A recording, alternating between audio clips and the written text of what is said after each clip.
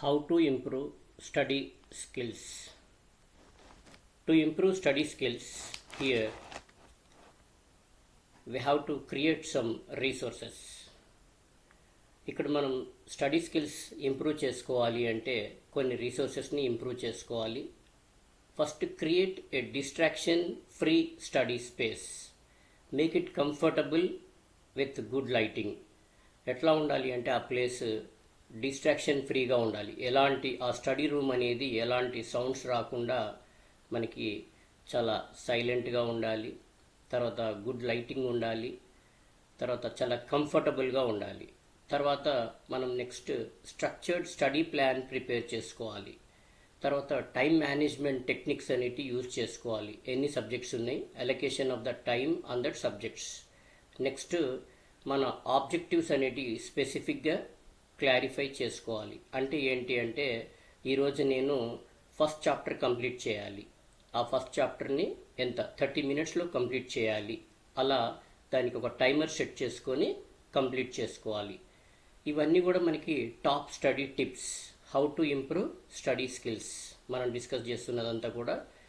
దీంట్లో మనకి ఇక్కడ మనం డిస్ట్రాక్షన్స్ నుంచి ఎలా మేనేజ్ చేసుకోవాలి అంటే నోటిఫికేషన్స్ని టర్న్ ఆఫ్ చేసుకోవాలి. తర్వాత ట్యాబ్స్ అన్నీ కూడా సిస్టమ్ పైన కానీ ట్యాబ్ కానీ యూజ్ చేసినట్టయితే అవన్నీ క్లోజ్ చేసుకోవాలి, అన్ని ట్యాబ్స్ అన్నీ కూడా. తర్వాత కొన్ని వెబ్సైట్ బ్లాకర్స్ కూడా మనకి ఉంటాయి. అవి యూజ్ చేసుకొని ఆ వెబ్సైట్ బ్లాక్ చేసుకుంటే ఇంకా మనం స్పోర్ట్స్ కానీ ఇంకా మనకి ఏదైనా ఇంట్రెస్ట్ ఉన్నటువంటివి గేమ్స్ కానీ మళ్ళీ వాటిని ఓపెన్ చేయకుండా బ్లాక్ చేసి ఉంటాం కాబట్టి మళ్ళీ వాటిని యూజ్ చేయకుండా ఉంటాం. తర్వాత నెక్స్ట్ ఇంకా ఇక్కడ మనం ఫిజికల్గా మెంటల్గా స్ట్రాంగ్గా ఉండాలి. తర్వాత యాక్టివ్ లెర్నింగ్ టెక్నిక్స్ అనేటివి యూజ్ చేసుకుంటూ ఉండాలి. Okay, next recall and retrieval అంటే రివిజన్. ఇక్కడ వీక్లీ రివిజన్ చేస్తూ ఉండాలి. Next practice makes you perfect. Everyday practice చేస్తూ ఉండాలి. ఒక చాప్టర్ కంప్లీట్ అయిపోయింది 30 minutesలో, దాన్ని వీక్లీ ఒకసారి మళ్ళీ రివైజ్ చేసుకోవాలి. ఇక్కడ సీక్రెట్ ఏంటంటే సక్సెస్కి revision. Okay, recall and retrieval, that means revision regularly, that means weekly or for 1 week or 2 weeks we have to regularly revise what we have studied. Next, practice makes you perfect. Everyday practice. తర్వాత మనం కొన్ని flash cards కూడా తయారు చేసుకొని మన వాల్కి stick చేసుకోవచ్చు. తర్వాత క్విజ్ లాగా ఫ్లాష్ కార్డ్స్ కానీ అంటే చిన్న కీ కాన్సెప్ట్స్ ఆ చాప్టర్కి రిలేటెడ్గా ఉండేటివి కలర్ఫుల్గా మనం సింబల్స్, డయాగ్రామ్స్ అలాంటివి ఫ్లాష్ కార్డ్స్ లాగా కీ కాన్సెప్ట్స్తో మనం వాల్కి స్టిక్ చేసుకొని ఎవ్రీడే అబ్జర్వ్ చేస్తూ ఉండాలి. తర్వాత మనం ఇక్కడ బ్రేక్ తీసుకుంటూ ఉండాలి రెగ్యులర్ ఇంటర్వెల్స్ ఆఫ్ ద టైమ్స్లో. అంటే ఒక ½ an hourకి ఒకసారి బ్రేక్ తీసుకుంటూ ఉండాలి. తర్వాత నెక్స్ట్ రివిజన్ కూడా మనం ఎందుకు చేయాలి అని అంటే మనకి లాంగ్ టర్మ్ మెమరీలో ఉండదు కాబట్టి షార్ట్ టర్మ్ మెమరీ ఉంటుంది ఏది చదివినా కూడా. అది లాంగ్ టర్మ్ మెమరీలోకి వెళ్ళాలి అంటే రివిజన్ చేయాలి.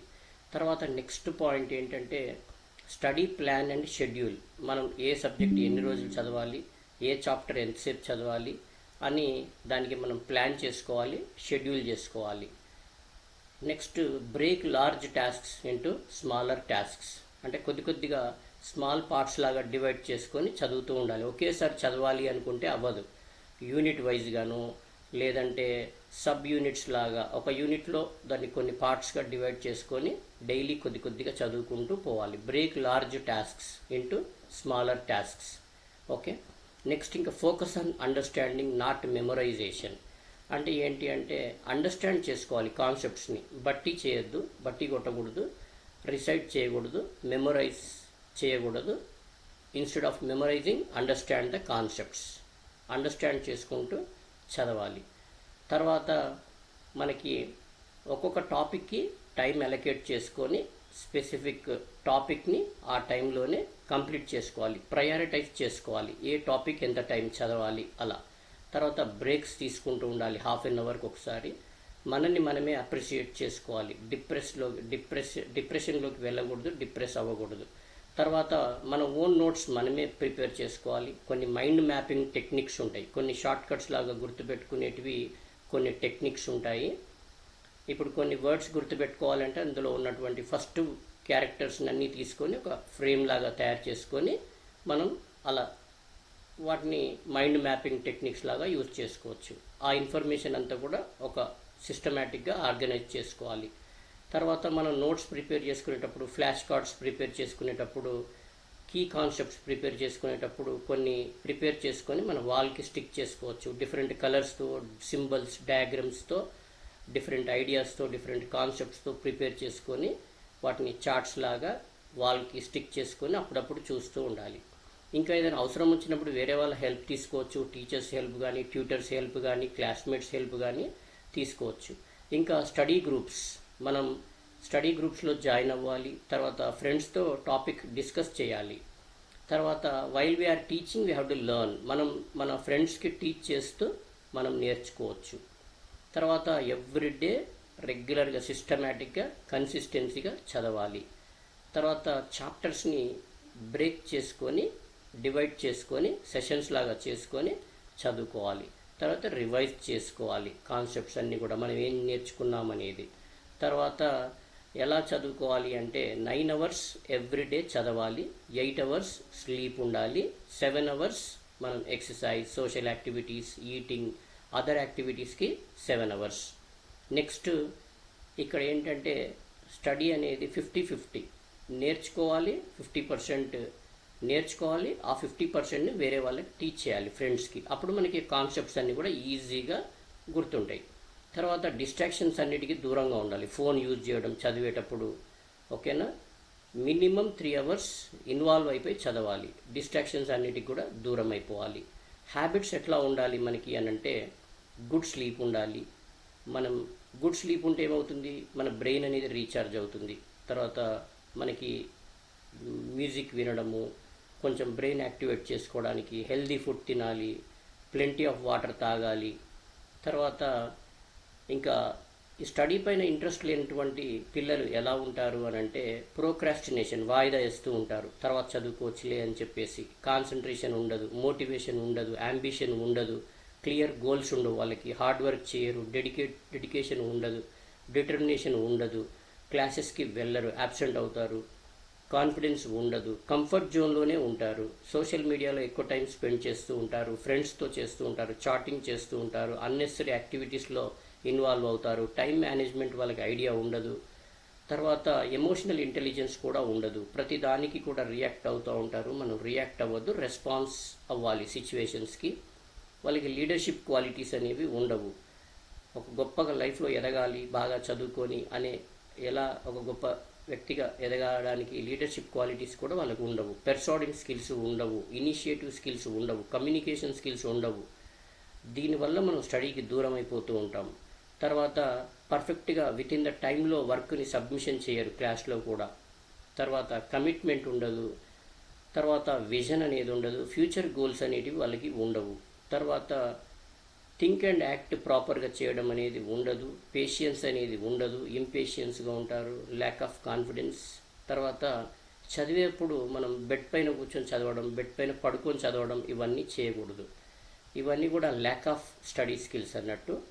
మరి స్మార్ట్ లెర్నర్స్ ఎలా ఉంటారు అంటే వాళ్ళు పే అటెన్షన్ ఇన్ ద క్లాస్లో అటెన్షన్ పే చేస్తారు, అటెంటివ్గా ఉంటారు. వాళ్ళు నోట్స్, రన్నింగ్ నోట్స్ రాసుకుంటారు. తర్వాత కీ కాన్సెప్ట్స్ అన్ని ప్రిపేర్ చేసుకుంటారు. తర్వాత టెస్ట్కు రెడీ అవుతారు. తర్వాత హ్యావ్ గుడ్ స్లీప్, మంచి నిద్రపోతారు. రివైజ్ ఎవ్రీ డే లేదంటే ఎవ్రీ వీక్ రివైజ్ చేసుకుంటారు వాళ్ళు ఏం చదివారనేది. లెర్న్ టు సే నో, ఎందుకంటే మనం ఎగ్జామ్స్ ముందు చదివేప్పుడు ఎవరైనా వచ్చి డిస్టర్బ్ చేసినప్పుడు నో, నేను రాలేను, నో అని చెప్పడం తెలియాలి. తర్వాత పేషెన్స్ ఉండాలి నేర్చుకునేప్పుడు. కాన్సన్ట్రేషన్ విత్ పేషెన్స్ ఉంటేనే మనం నేర్చుకోగలుగుతాము. తర్వాత ఇంకా యాక్టివ్ లెర్నింగ్ మెథడ్స్ ఏంటి అంటే మన గోల్స్ అనేటివి సెట్ క్లియర్ గోల్స్, క్లియర్గా ఉండాలి గోల్స్. తర్వాత నోట్స్ మన ఓన్ వర్డ్స్లో ప్రిపేర్ చేసుకోవాలి షార్ట్గా, కీ పాయింట్స్లో. తర్వాత రీకాల్ అండ్ రిపిటేషన్, రివైజ్ చేస్తూ ఉండాలి. తర్వాత కొన్ని మైండ్ మ్యాపింగ్ టెక్నిక్స్ యూజ్ చేసుకోవాలి. అంటే ఏంటంటే సింబల్స్ కానీ, ఎగ్జాంపుల్స్ కానీ, డయాగ్రామ్స్ కానీ మన ఓన్గా ప్రిపేర్ చేసుకునేవే మైండ్ మ్యాపింగ్ టెక్నిక్స్ అంటారు. తర్వాత రెగ్యులర్గా ప్రాక్టీస్ చేసుకోవడం, ఇవన్నీ యాక్టివ్ లెర్నింగ్ టెక్నిక్స్ అంటారు. తర్వాత క్రియేట్ విజువలైజేషన్, చదివిన టాపిక్ని మనం విజువలైజ్ చేసుకోవాలి ఈజీగా గుర్తుండడానికి. తర్వాత మనం వేరే వాళ్ళ హెల్ప్ తీసుకోవచ్చు, టీచర్స్, ఫ్రెండ్స్, ట్యూటర్స్, ఎవరి హెల్ప్ అయినా తీసుకోవచ్చు. టైం మేనేజ్మెంట్ తెలియాలి. ఇవన్నీ కూడా యాక్టివ్ లెర్నింగ్ టెక్నిక్స్. తర్వాత కాన్సెప్ట్స్ని అర్థం చేసుకోవాలి, మెమరైజ్ చేయకూడదు. తర్వాత మన స్టడీలో క్వాలిటీ ఉండాలి కానీ క్వాంటిటీ కాదు. ఈరోజు ఇంత చదివాను అనేది కాదు, ఎంత అర్థం చేసుకున్నాను అనేది ఉండాలి. ప్రోక్రాస్టినేషన్ వదిలేయండి, కంఫర్ట్ జోన్లో నుంచి బయటికి రండి. ఇవన్నీ యాక్టివ్ లెర్నింగ్ టెక్నిక్స్. మనమే టెస్ట్ రాసుకోవాలి. తర్వాత కొన్ని యాప్స్ కానీ, తర్వాత గూగుల్ కానీ, చాట్ జీపీటీ కానీ యూజ్ చేసుకొని ఓన్ నోట్స్ ప్రిపేర్ చేసుకోవాలి. చాలా ఎంతూసియాస్టిక్గా, అజైల్గా, యాక్టివ్గా ఉండాలి. నేర్చుకునేటప్పుడు పేషెన్స్తో ఉండాలి. స్టడీ స్పేస్ని మన గుడ్ లైటింగ్ ఉండాలి, డిస్టర్బెన్స్ లేకుండా మన స్టడీ రూమ్ అనేది ఉండాలి. మంచి నిద్రపోవాలి, డిస్ట్రాక్షన్స్కి దూరంగా ఉండాలి, బ్రేక్స్ తీసుకోవాలి. ఓకేనా? ఇవన్నీ కూడా మనకి యాక్టివ్ లెర్నింగ్ టెక్నిక్స్ అంటూ ఉంటారు. తర్వాత మనం స్ట్రెస్ని మేనేజ్ చేయడం తెలియాలి, ఎమోషనల్ ఇంటెలిజెన్స్ ఉండాలి. తర్వాత మన టైం ఎలా సేవ్ చేసుకోవాలి, క్విక్గా సేవ్ చేసుకోవడం తెలియాలి. తర్వాత అంటే అండర్స్టాండింగ్ చేసుకుంటూ పోతూ ఉంటే టైం కూడా మనకి సేవ్ అయిపోతూ ఉంటాయి. కొన్ని study methods, mind mapping techniques వాడాలి. ఎక్కడెక్కడ మనం వీక్ ఏరియాస్ ఉన్నాయో స్టడీలో వాటిపైన ఎక్కువ ఫోకస్ చేయాలి. ఎర్లీ మార్నింగ్ చదవాలి వీక్ ఏరియాస్, మనకు అర్థం కానటువంటి కాన్సెప్ట్స్కి. అప్పుడు బ్రెయిన్ యాక్టివ్గా ఉంటుంది, తొందరగా అర్థమవుతుంది. ఎర్లీ మార్నింగ్ లేవడం ప్రాక్టీస్ చేయాలి. తర్వాత శాంపుల్ పేపర్స్, ప్రీవియస్ పేపర్స్ని ప్రాక్టీస్ చేసుకోవాలి. తర్వాత పాజిటివ్ యాటిట్యూడ్తో ఉండాలి, ఆప్టిమిస్టిక్గా ఉండాలి. మన ఓన్ నోట్స్ ప్రిపేర్ చేసుకోవాలి. కన్సిస్టెంట్ ప్రాక్టీస్ అనేది ఉండాలి. ఇవన్నీ ఉన్నట్టయితే మనకి తప్పకుండా మన లైఫ్లో మన గోల్ రీచ్ అవుతాం. ఇవన్నీ కూడా study tips. Okay, how to improve study skills, ఇవన్నీ కూడా స్టడీ స్కిల్స్, స్టడీ టిప్స్. ఓకేనా? ఇవన్నీ మీరు ఫాలో అయినట్టయితే తప్పకుండా మీరు మీ గోల్ అచీవ్ చేయగలుగుతారు. Okay, thank you for watching. If you like it, please share and subscribe.